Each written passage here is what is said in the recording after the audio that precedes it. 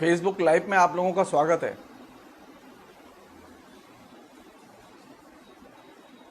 आज हमने बातचीत के लिए अपनी किताब के जिसकी की चर्चा हमने पिछली बार भी की थी, मार्क्सवाद और आधुनिक हिंदी कविता, उससे एक छोटा सा प्रसंग लिया है और उसी तक सीमित रखेंगे। वो ये कि पिछली बार जैसे हम लोगों ने बात की थी ऐतिहासिक द्वंद्वात्मक भौतिकवाद के संदर्भ में साहित्य की सवालों पर, उसी तरह आज हम बातचीत करेंगे साहित्य की अवधारणा के संदर्भ में मार्क्सवादी दृष्टिकोण क्या है। आमतौर पर लोगों को इस बात का अंदाजा नहीं है,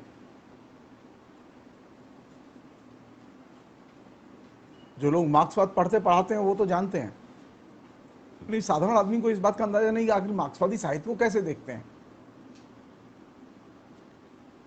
साहित्य की उनकी अवधारणा क्या है, और जो लिटरेचर में जो ट्रेडिशन रहा है उसमें लोग कैसे देखते हैं।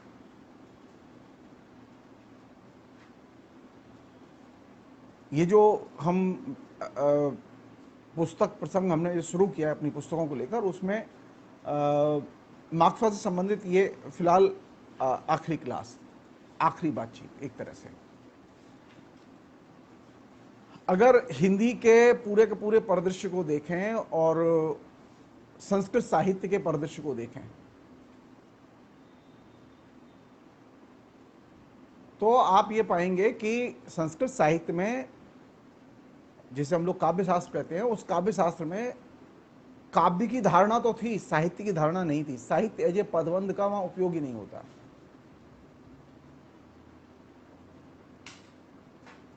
लेकिन ये जो इधर 19वीं शताब्दी में पहली बार साहित्य पदबंध का उपयोग शुरू होता है, और ये एक नई चीज थी।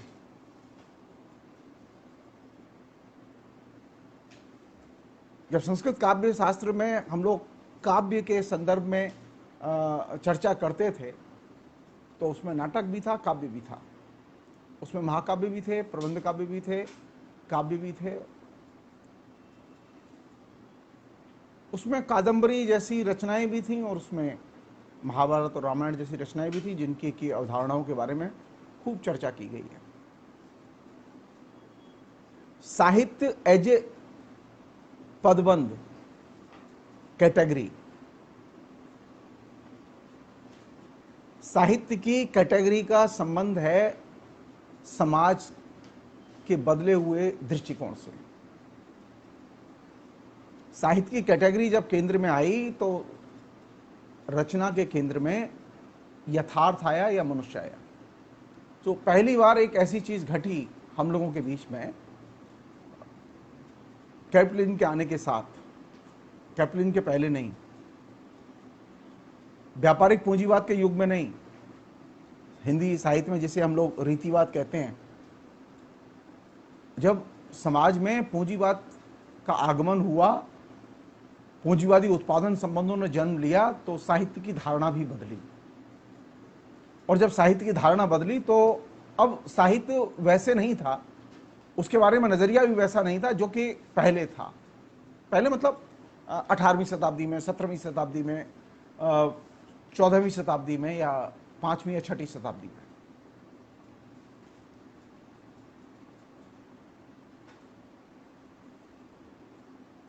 तो अब जो भी डेफिनेशन तय होंगी साहित्य की, आधुनिक काल की बुनियादी खूबी है जिसकी की चर्चा साहित्य की आलोचना कम से कम करती है। हमारे यहां साहित्य के कॉन्सेप्ट के बदलाव की तो चर्चा होती है।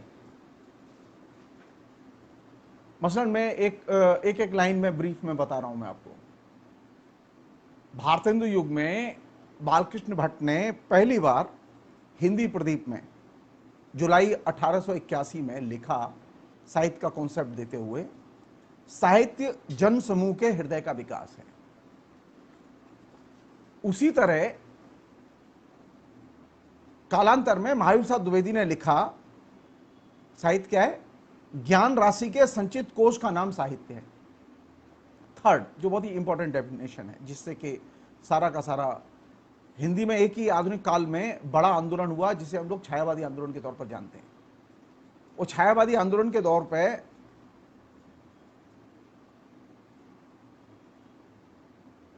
शुक्ल जी ने जो धारणा दी, वो धारणा इन दोनों धारणाओं से थोड़ी सी भिन्न थी। उन्होंने लिखा, साहित्य जनता की चित्तवृत्ति का संचित प्रतिबिंब है। ये तीन महत्वपूर्ण धारणाएं साहित्य के संदर्भ में बार बार इस्तेमाल की जाती हैं, इनकी चर्चा होती है, लोग क्लासेज में पढ़ाते हैं।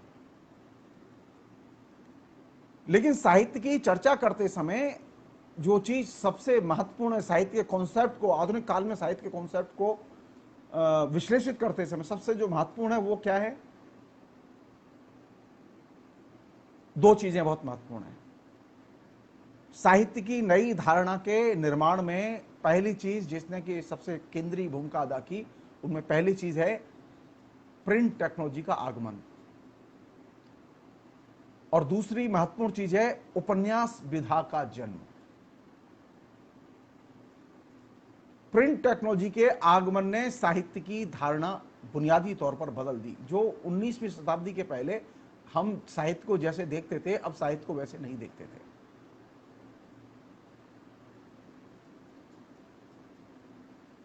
उपन्यास के आगमन के पहले साहित्य की सभी विधाएं उपलब्ध थीं। सिर्फ उपन्यास नहीं था, कहानी भी थी, कविता भी थी, नाटक भी था, सब कुछ था। काव्यशास्त्र के तौर पर आलोचना भी थी, लेकिन उपन्यास नहीं था। 19वीं शताब्दी में उपन्यास के आगमन के साथ साहित्य की समूची दृष्टि बदल जाती है। विधाओं के देखने का नजरिया, विधाओं का आंतरिक चित्र सब बदल जाता है। क्योंकि उपन्यास की ब्यूटी ये रही है कि उपन्यास यथार्थ के बिना लिखा ही नहीं जा सकता। ऊंचाई जैसा उपन्यास लिखें आप, यथार्थ का उसमें तत्व होना बेहद जरूरी है। तो उपन्यास एक जेनर के तौर पर जब दाखिल होता है साहित्य की विभिन्न विधाओं के साथ, तो जैसे हम लोग कहते हैं ना कि साहित्य की विभिन्न विधाओं के नाम बताइए, तो 1 2 3 4 नाटक, कविता, नाटक, कहानी वगैरह हम लोग बोलते हैं। लेकिन साहित्य की विभिन्न विधाओं में से उपन्यास एक विधा नहीं है, बल्कि ये विधाओं का सरताज है, राजा है। उपन्यास के आने के बाद में सभी विधाओं को उपन्यास ने मजबूर किया अपना चरित्र बदलने के लिए।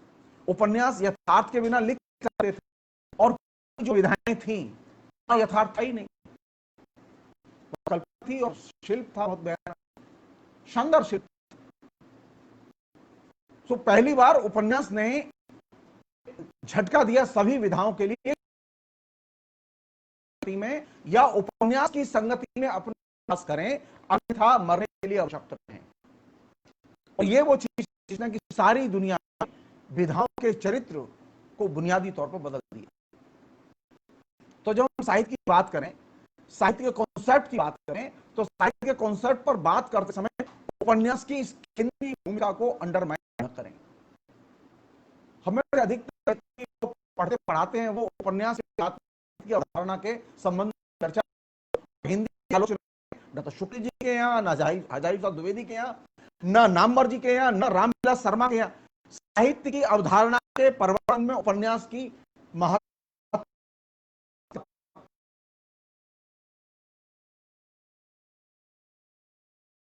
का नया कॉन्सेप्ट बनेगा, आधुनिक में कॉन्सेप्ट बनेगा, उस साहित्य के कॉन्सेप्ट को बनाने में एक प्रिंट टेक्नोलॉजी का।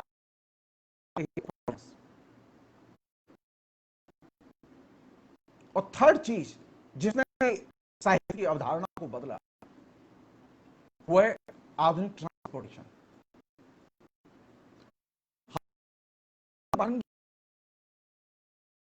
रखिए उसमें ट्रांसपोर्टेशन या परिवहन, मीडिया और उपन्यास, इन बालकृष्ण भट्ट ने जो कहा वो, हजारी द्विवेदी ने जो कहा साहित्य के अवधारणा के संदर्भ में वो महत्वपूर्ण है। हम उन बुनियादी सामाजिक साहित्येतर कारकों की भूमिका नोटिस ही नहीं लेते कि साहित्य जिनसे बनता है और बिगड़ता है। तो साहित्य के कॉन्सेप्ट को बनाते समय खासतौर पर पूंजीवाद के आगमन के बाद साहित्य का कॉन्सेप्ट वही नहीं रहता जो पूंजीवाद से पहले था।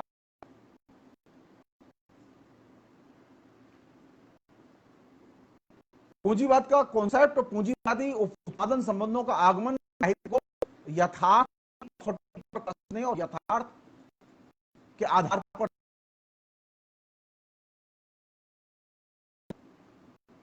एक नए किस्म की लेखक और बाजार के बीच में या लेखक और पाठक के बीच में शुरू होती है। पहले जो स्थिति थी वो अद्भुत स्थिति थी। पहले जो लेखक था वो पूरी तरह से या तो राजाश्रित था या फिर अपनी कमाई पर आश्रित था। लेकिन आने के बाद में जब साहित्य धराशायी हुई और राज दरबारों के संरक्षण खत्म हो गए तो लेखक मजबूर था कि वह अपनी रचना खपे और बिकवाए। अब वही सर्वाइव की रचना छपेगी, बिकेगी, बदले उसे रॉयल्टी मिलेगी। तो पहली साहित्य जो पूरी थी वो संरक्षण पर टिकी हुई थी। पहली बार ऐसा होता है कि साहित्य का लेखक संरक्षण के बाहर निकलता है और अपनी रचना बाजार में लेके आता है। और अब तय इस बात से होगा लेखक सर्वाइव करेगा कि नहीं करेगा, तय इस बात से होगा कि वह रचना बिकती है नहीं बिकती है। पहले नहीं रचना बिकने की और खरीदने की।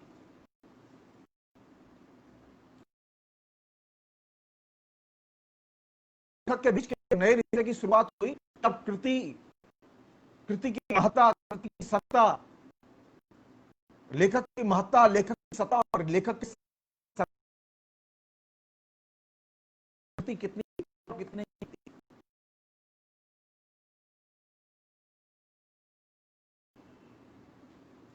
समाज और साहित्य के संबंध को बुनियादी तौर पर बदल दिया।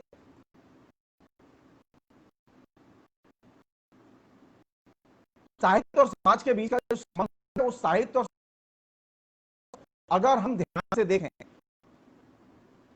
तो पहले साहित्य और समाज के बीच के संबंध बहुत बड़ी खाई थी।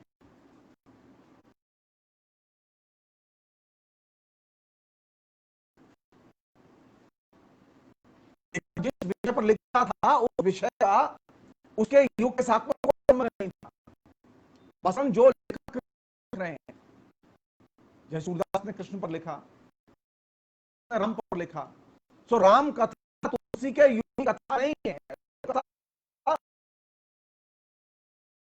हजारों लाखों साल पहले बन चुकी है। लेखक का समय और कथा का समय दोनों नहीं, लेखक जिस विषय को जिस समय में रह रहा है उसके बीच में बिग गैप होता था। ये गैप संभावना नहीं उन विषयों पर लिख रहा था जिस विषयों को और दो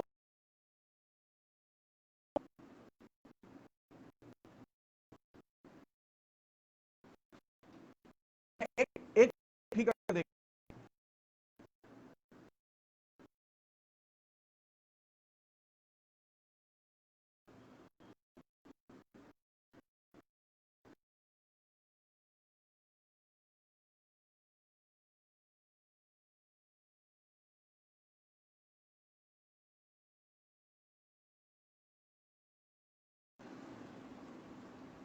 सामान्य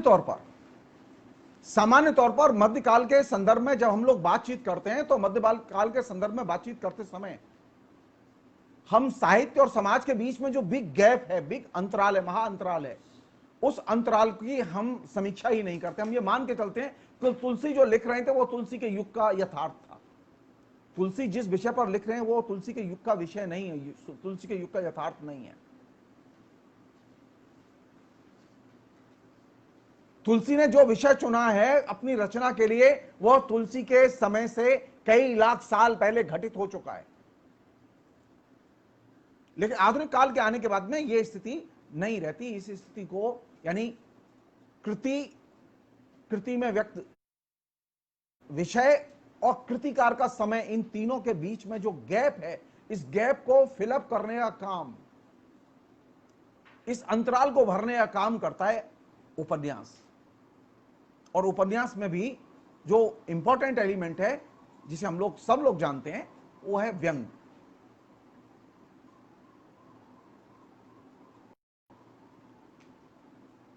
संयोग की बात है कि 19वीं शताब्दी में उपन्यास भी आया। उपन्यास के साथ साथ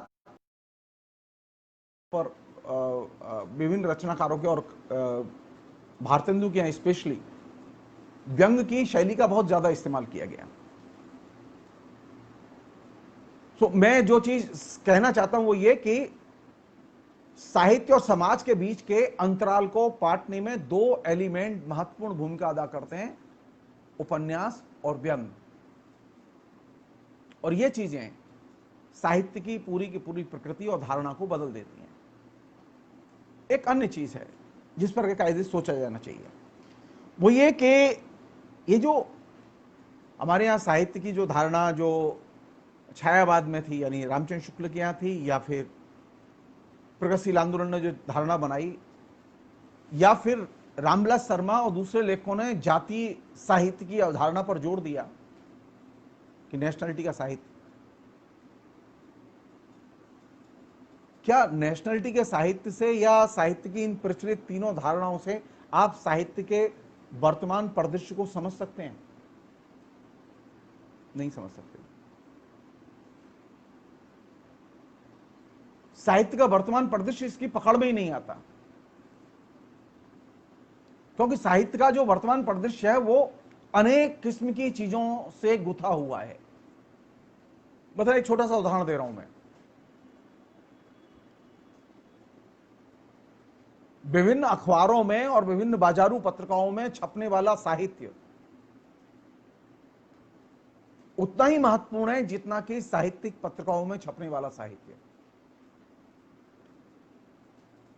मसलन पहल पत्रिका में, तद्भव पत्रिका में जो कहानी छपी है उसे तो आप कहानी मानते हैं, लेकिन कोई अगर कहानी किसी दैनिक अखबार में छपी है तो आप उसे कहानी नहीं मानते। तो आप यहां से देखिए कि आधुनिक काल के आने के बाद साहित्य के उत्पादन का क्षेत्र सिर्फ साहित्यिक पत्रिकाएं नहीं थी, या विभिन्न विधाओं की जो किताबें आती थी वही नहीं थी, पुस्तकें ही नहीं थी, बल्कि अब साहित्यिक उत्पादन के और प्रकाशन का एक बहुत बड़ा एरिया दैनिक अखबारों का भी था, साप्ताहिक अखबारों का था। साप्ताहिक अखबारों में जो कहानी छप रही है, या सिनेमा के आने के बाद जो फिल्मी गाने लिखे जा रहे हैं, गीत लिखे जा रहे हैं। आपके लिए निराला की कविता, पंत की कविता, मैत्रेयी गुप्त की कविता, नागार्जुन की कविता जितनी महत्वपूर्ण और मूल्यवान है, क्या हमारे यहां साहित्य के लोग फिल्मी गीतों को उतना मूल्यवान और महत्वपूर्ण मानते हैं?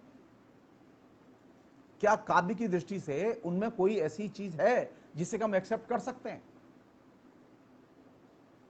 मसला एक छोटी सी मैं कह रहा हूं कि नागार्जुन की लिखी कविता आपको जितनी जनवादी लगती है और जितनी महत्वपूर्ण लगती है, क्या शंकर शैलेंद्र की कविता उतनी महत्वपूर्ण नहीं है? अगर वो महत्वपूर्ण है काव्य की दृष्टि से, तो उसे साहित्य की कोटि में रखा जाना चाहिए। तो साहित्य की जो प्रचलित धारणाएं हैं, वे धारणाएं जो पॉपुलर साहित्य और मीडिया में प्रकाशित साहित्य, उसे साहित्य की कोटि में नहीं मानते।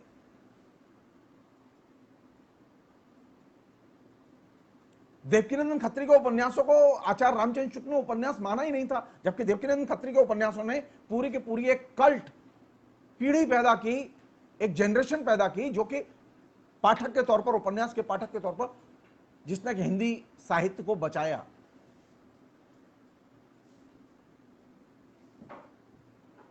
तो साहित्य की अवधारणा बनाते समय ये जो साहित्य और लोकप्रिय साहित्य, इन दोनों के बीच में जो भेद हमने किया हुआ था वो भेद खत्म करने की पहली जरूरत है। वो भेद बनाए रख के आप साहित्य की नई धारणा नहीं बना सकते।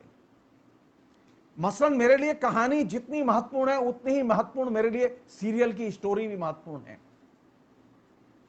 मेरे लिए जितनी महत्वपूर्ण कविता है जो कि पत्रिका में छपी है या काव्य संकलन में आई है, उतनी ही महत्वपूर्ण कविता मेरे लिए वह भी है जो कि फिल्मी गीतों के तौर पर लिखी गई है। मैं उसे इग्नोर नहीं कर सकता। मेरे लिए जितना महत्वपूर्ण है उपन्यास, उतना ही महत्वपूर्ण है मेरे लिए सिनेमा की स्क्रिप्ट, पटकथा। जब तक मैं ये चीज, ये दायरा अपना साहित्य का कॉन्सेप्ट मैं इसे बदलूंगा नहीं, मुझे नया संसार समझ में ही नहीं आएगा। तो हमारे यहां जो साहित्य की प्रचलित शिक्षा दीक्षा है और जो आलोचकों का प्रचलित दृष्टिकोण है, उसमें क्या है? उसमें मास कल्चर, मास मीडिया, इसको लेके तो अनटचेबल भाव है। हमने से अनटचेबल, इस अछूत भाव को कभी चुनौती ही नहीं दी। आप उठा के देखिए, आप उठा के देखिए कि रामचंद्र शुक्ल ने मीडिया के साथ में रिलेट करके साहित्य की धारणा के साथ में कितना अन्याय किया। वो देवकीनंदन खत्री को उपन्यासकार ही नहीं मानते, जिस उपन्यासकार को पढ़ने के लिए लोगों ने हिंदी सीखी। देवकीनंदन खत्री आज भी सबसे ज्यादा बिकने वाला उपन्यासकार है। प्रेमचंद नहीं बिकते उतने। तो मेरे लिए पॉपुलर उपन्यास जितना महत्वपूर्ण है, उतना ही महत्वपूर्ण है मेरे लिए ये जो साहित्यिक उपन्यास है। यानी देवकीनंदन खत्री का भी महत्वपूर्ण स्थान है और प्रेमचंद का भी महत्वपूर्ण स्थान है। मैं ये नहीं कह सकता कि नहीं, देवकीनंदन खत्री तो उपन्यासकार नहीं है। एक और चीज है, मैं बहुत ही मतलब जटिल जगह जहां पे मैं उंगली रखना चाहता हूं और चाहता हूं कि साहित्य की यह धारणा बदलनी चाहिए। मार्क्सवादी परिप्रेक्ष्य, जो नया मार्क्सवादी परिप्रेक्ष्य है, वो यह है कि साहित्य के बीच में और जनप्रिय साहित्य के बीच में वो भेद करके नहीं चलता।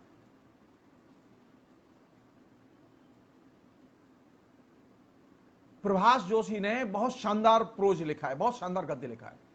प्रभाष जोशी ने बहुत शानदार लेख लिखे हैं। आप प्रभाष जोशी को हिंदी आलोचना में या निबंध साहित्य में शामिल करेंगे कि नहीं करेंगे? उन्होंने साहित्यिक पत्रिकाओं के लिए नहीं लिखा। और प्रभाष जोशी क्यों तक होंगे जिन्होंने लिखा है। तो ये जो भेद है कि नहीं, भारतेंदु हरिश्चंद्र के जमाने में जो भारतेंदु की पत्रिका थी, हरिश्चंद्र मैगजीन या बाला बोधनी, उस यानी भारतेंदु युग की पत्रिकाओं में जो छपा हुआ साहित्य है वह तो साहित्य है, लेकिन जो 20वीं पत्रिकाओं में छपा हुआ साहित्य है उसमें सिर्फ साहित्यिक पत्रिकाओं को ही आप नोटिस लेंगे और गैर साहित्यिक पत्रिकाओं को आप नोटिस नहीं लेंगे, तो इससे साहित्य का आप संतुलित नजरिया नहीं बना सकते। साहित्य के संतुलित नजरिए के लिए जरूरी है कि जो दैनिक अखबार हैं, पॉपुलर पत्र पत्रिकाएं हैं, उनमें छपे हुए साहित्य को भी आप कंसीडर करें। इससे साहित्य का दायरा बढ़ेगा, साहित्य के बारे में आपकी समझ बढ़ेगी, साहित्य और समाज के बीच की जो अंतरक्रियाएं उन्हें समझने में मदद मिलेगी। आपको पाठकों की जो पढ़ने की आदतें हैं उन्हें समझने में मदद मिलेगी। लेखक और पाठक के बीच के जो रिश्ते हैं उसे नए सिरे से परिभाषित करने में मदद मिलेगी। लेकिन हम लोग क्या चाहते हैं? हम लोग चाहते हैं, बालकृष्ण भट्ट ने जो कहा, महावीर द्विवेदी ने जो कहा, राचार शुक्ल ने जो लिखा, ये बहुत बड़ा एरिया है। जी नहीं, ये बहुत छोटा एरिया है। बड़ा एरिया तब बनता है जब आचार्य शुक्ल के जमाने की पत्र पत्रिकाओं के प्रकाशित साहित्य को साहित्य में शामिल किया जाए। मैं एक छोटा सा उदाहरण दे रहा हूं, आप उससे उसकी रेंज का और ग्राफ का अंदाजा लगा सकते हैं। अब आप यहां से देखिए, अगर मुझे कथा साहित्य पर बात करनी है तो एवरेज दैनिक अखबार में हर सप्ताह एक कहानी छपती है, हर सप्ताह। और अगर 7-8 हजार के करीब दैनिक अखबार हैं तो हर सप्ताह 7-8 हजार कहानियां छप रही हैं। लेकिन कोई स्टॉक टेकिंग नहीं, कोई मूल्यांकन नहीं है, क्योंकि आप उसे साहित्य मानते ही नहीं है।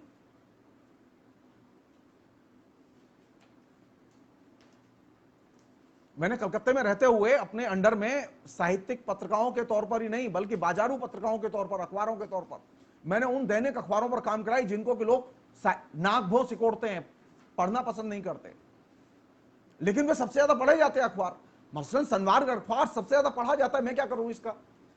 सन्मार्ग अखबार में छपी हुई सामग्री मेरे लिए उतनी मूल्यवान है जितनी की आलोचना पत्रिका में छपी हुई सामग्री।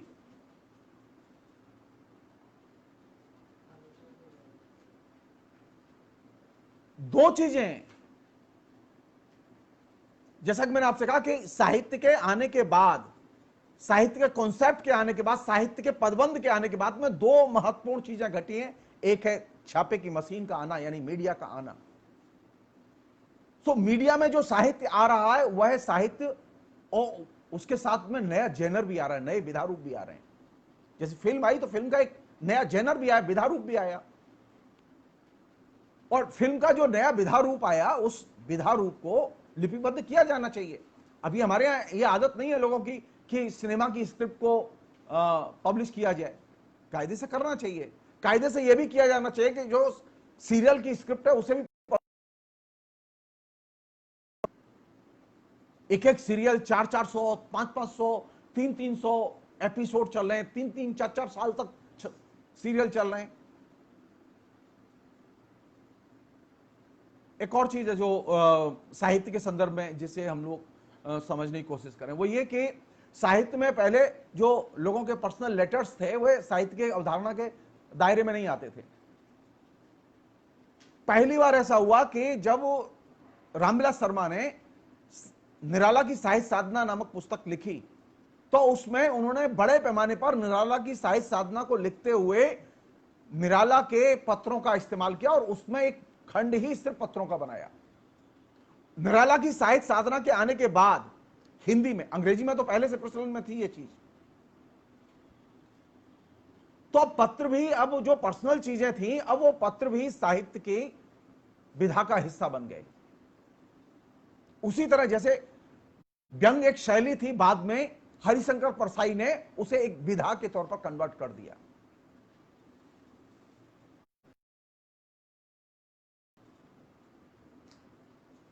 और जब ये विधा के तौर पर इसे कन्वर्ट कर दिया तो अब व्यंग भी अब एक विधा है, अब वो शैली नहीं है। उसी तरह अब जब हम ईमेल के फेज में काम करते हैं तो मुझे मसलन अगर नंबर सिंह पर रिसर्च करनी है तो नंबर सिंह के ईमेल मेरे साहित्यिक सामग्री का हिस्सा होंगे कि नहीं होंगे? क्योंकि मैं अगर नामवर सिंह के पत्रों पर काम करना चाहता हूं तो नामवर सिंह के एक पत्र तो वे हैं जो कि उन्होंने छपवा दिए, और दूसरे पत्र वे हैं जो छपे नहीं हैं, और तीसरे पत्र वे हैं जो कि इंटरनेट में हैं।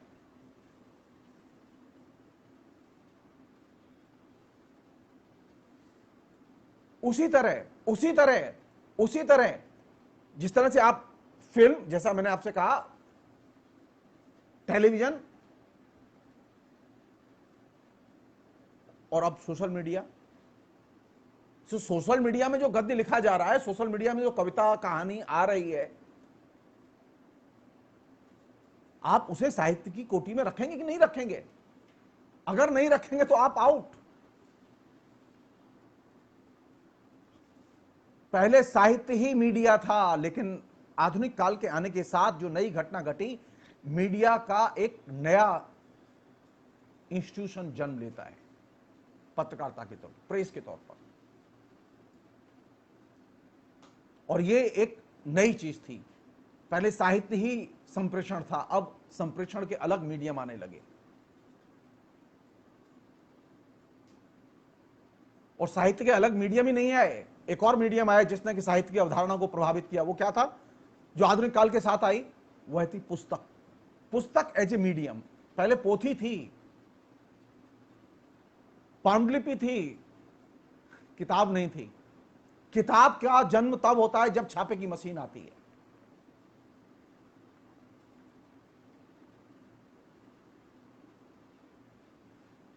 तो साहित्य के कॉन्सेप्ट के निर्माण में ये जो प्रिंट टेक्नोलॉजी है, प्रिंट टेक्नोलॉजी के आने के बाद दो नए मीडियम शामिल होते हैं, जिसे हम लोग प्रेस कहते हैं, दूसरा मीडियम है जो कि पुस्तक, और जेनर के तौर पर शामिल होता है उपन्यास। और एक अन्य चीज जिसने कि साहित्य की प्रकृति और साहित्य के साथ में, समाज के साथ में लेखक के संबंध को परिभाषित करने के लिए मजबूर किया, वह है मध्य वर्ग का उदय। साहित्य की जो नई धारणा थी, वो नई धारणा इस बात पर निर्भर करती थी कि लोग, मध्य वर्ग के लोग, मध्य वर्ग का चरित्र, उदीयमान मध्य वर्ग की प्रकृति, ये साहित्य के चरित्र को और स्वरूप को निर्धारित करने में बहुत महत्वपूर्ण भूमिका अदा कर सकती थी। वो करती रही है। हमने कभी इस बात पर ध्यान ही नहीं दिया कि जो मध्य वर्ग है, उस मध्य वर्ग ने कैसे साहित्य की प्रकृति को और साहित्य, पाठक और लेखक, इसके संबंधों को प्रभावित किया और बदला है।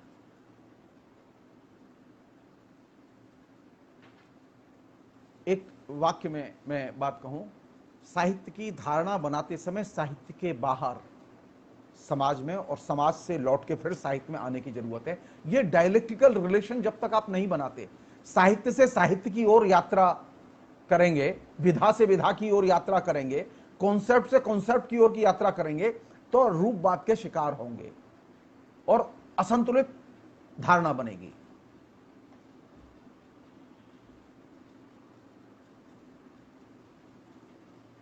आखिरी चीज फिलहाल के संदर्भ में वो ये कि साहित्य की जो बदली हुई प्रकृति है, उसमें अगर हम ये चीजें शामिल करते हैं और इससे साहित्य का दायरा बढ़ता है, तो हमारी एक भूमिका, साहित्यकार की एक भूमिका, आलोचक की एक भूमिका, एक नई किस्म की भूमिका बनती है।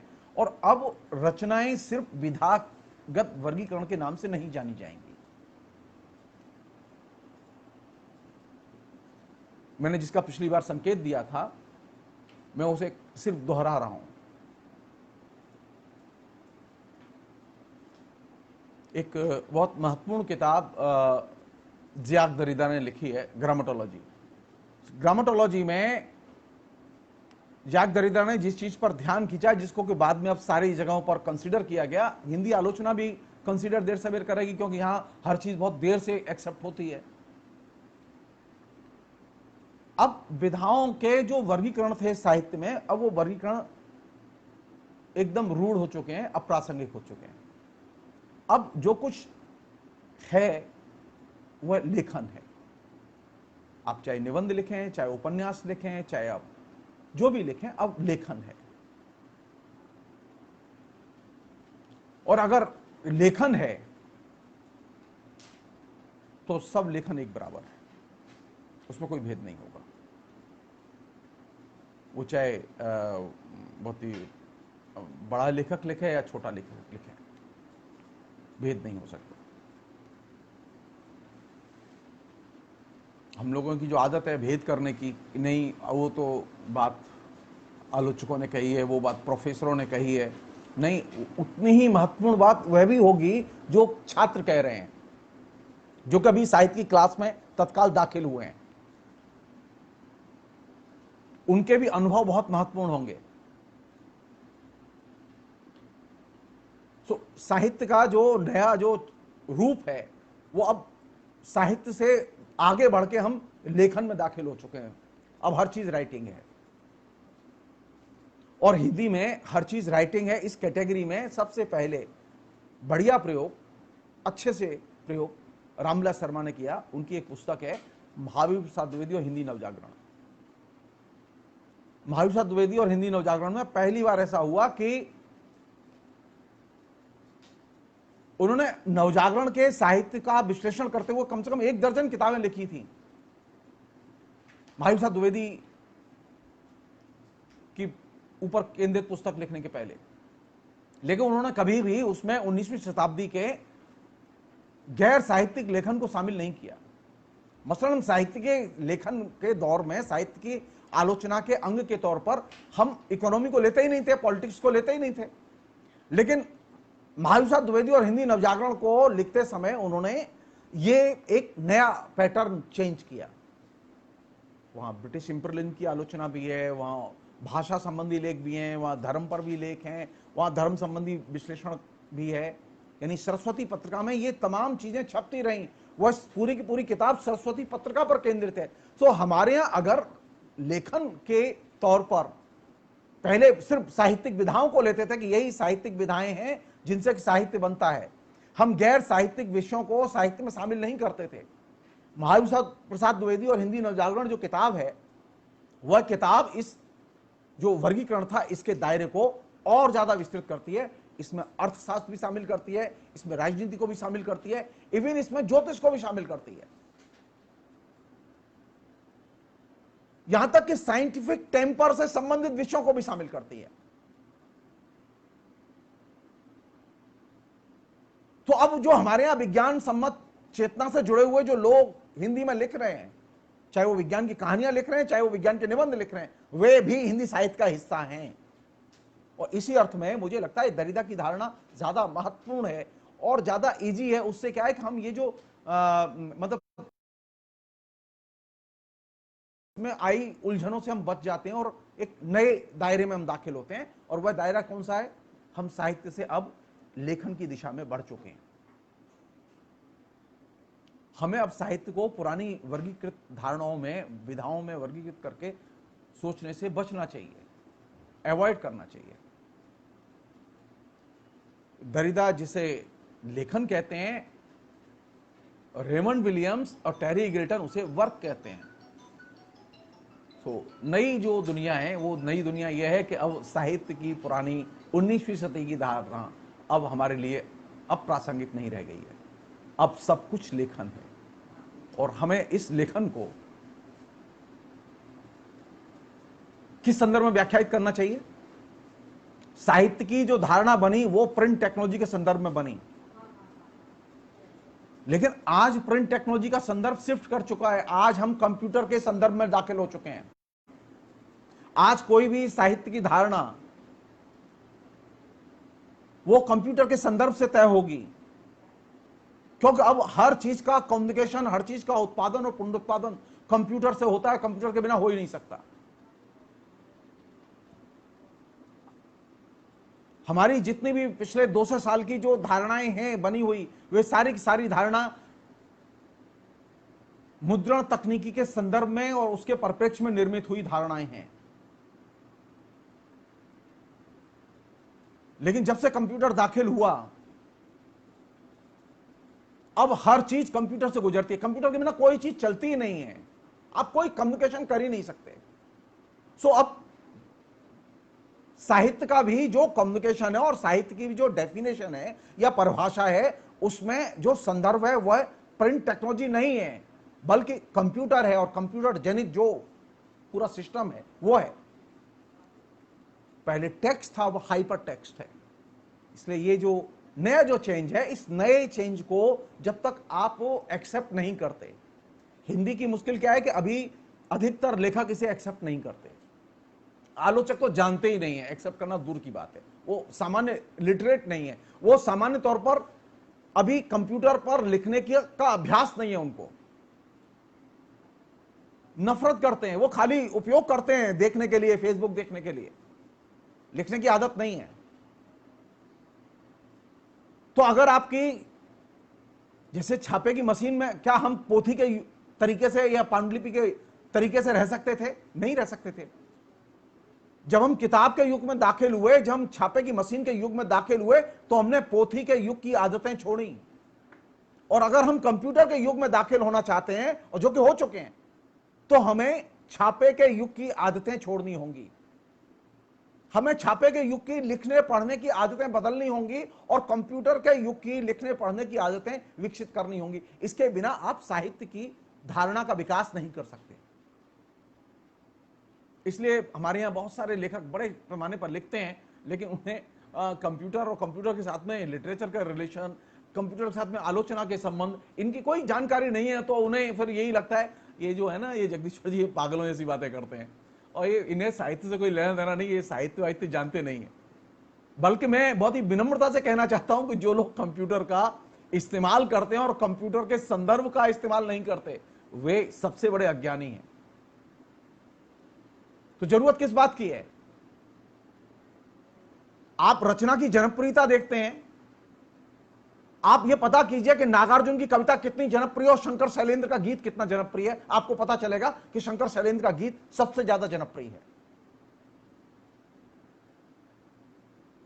तो शंकर शैलेंद्र को मैं पाठ्यक्रम में शामिल करूंगा कि नहीं करूंगा?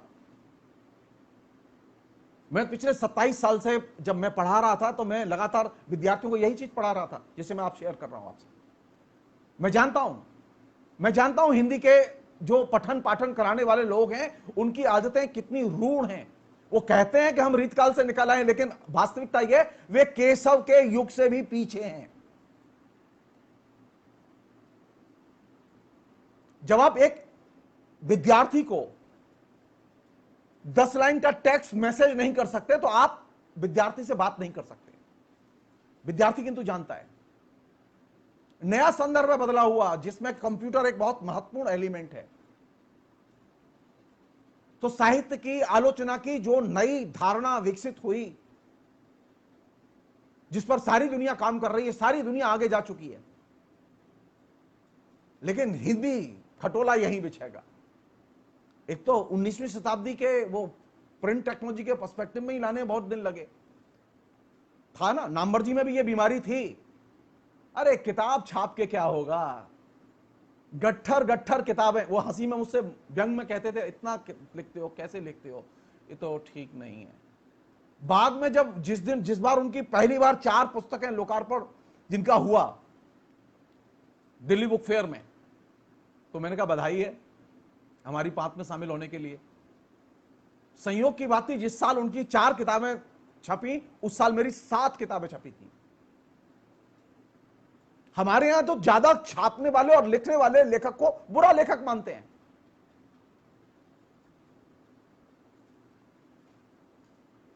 यह बात मैंने पहले भी कई बार कही है।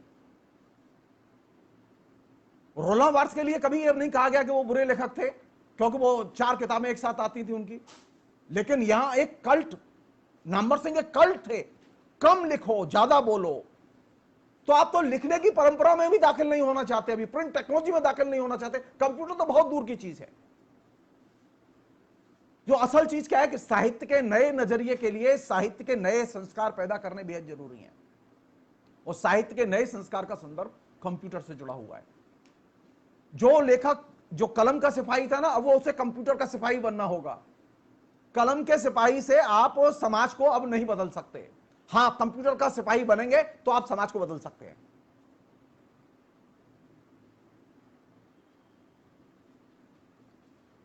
आप जरा बदल के देखिए।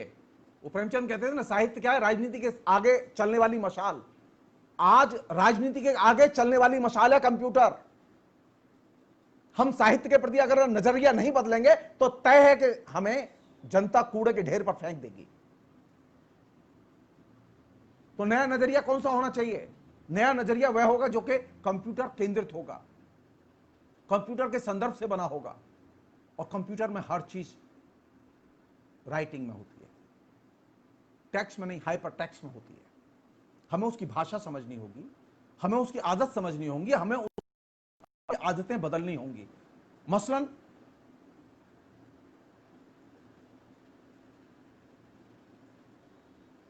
आप ईमेल खोलेंगे कि नहीं खोलेंगे? आप ईमेल का तत्काल जवाब देंगे कि नहीं देंगे? आपके यहां तो आदत नहीं है आपकी, आप तो ईमेल खोलते ही नहीं है। आप तो अभी ईमेल के आप 4-4 दिन तक जवाब नहीं देते, 8-8 10-10 देते, क्योंकि हम तो ईमेल खोलते ही नहीं है। आप यूरोप में किसी भी लेखक को मैसेज कीजिए, आपको रियल टाइम में जवाब मिलेगा। तो साहित्य के लिए साहित्य के संस्कार बनाने बेहद जरूरी है, और साहित्य के संस्कार निर्भर करते हैं समाज के संदर्भ पर और कम्युनिकेशन की टेक्नोलॉजी के संदर्भ पर। कम्युनिकेशन की नई टेक्नोलॉजी है कंप्यूटर, तो कंप्यूटर के संस्कार जब तक आप एडॉप्ट नहीं करते, आपके अंदर जो छुपा हुआ जो साहित्य विवेक है वो रूपांतरित नहीं होगा। और ये वह जगह है जहां से कि हमें एक बदली हुई दुनिया को, एक बदले हुए साहित्य को और उसके पैराडाइम को समझने की जरूरत है। इसलिए हमें अपनी तरफ से सभी मित्रों से ये मेरा अनुरोध है कि हम कंप्यूटर के संदर्भ में सोचें और कंप्यूटर की आदतें अपने अंदर विकसित करें। कंप्यूटर के जितने तरीके हम इस्तेमाल कर सकते हैं, उसका एक्सपेंशन कर सकते हैं अपने एक्सप्रेशन में, उतना ही हम साहित्य की बेहतर सेवा करेंगे। हम में से अधिकतर लोग इस चीज को रियलाइज ही नहीं करते। वो अभी भी एक बड़ा हिस्सा है जो कि प्रिंट टेक्नोलॉजी तक नहीं पहुंचा है, और जो प्रिंट टेक्नोलॉजी तक पहुंचा है वो अभी आगे बढ़ के कंप्यूटर तक नहीं पहुंचा है। तो जो लोग प्रिंट टेक्नोलॉजी के पीछे छूट गए, यानी वाचिक परंपरा में छूट गए, वे लोग तो बस अभी जो फेसबुक पे लिखते हैं, दूसरे लोग हैं जो कंप्यूटर सेवी हैं, उनको बिल्कुल मतलब नापसंद करते हैं, उन्हें लगता है एकदम बकवास करते रहते हैं। तो साहित्य का नया नजरिया वो कंप्यूटर के संदर्भ से तय होगा। वो 19वीं शताब्दी के या आचार्य शुक्ल के या नामवर जी के नजरिए से तय नहीं होगा। नामवर जी का नजरिया, हजारी साहब द्विवेदी का नजरिया हिस्टोरिकली अब इररिलेवेंट हो चुका है। नया नजरिया वह है जिसे कंप्यूटर का संदर्भ बनाएगा। उसमें क्या बनेगा नया, क्या आएगा नया, इसकी चर्चा फिर कभी। बहुत बहुत शुक्रिया, थैंक यू।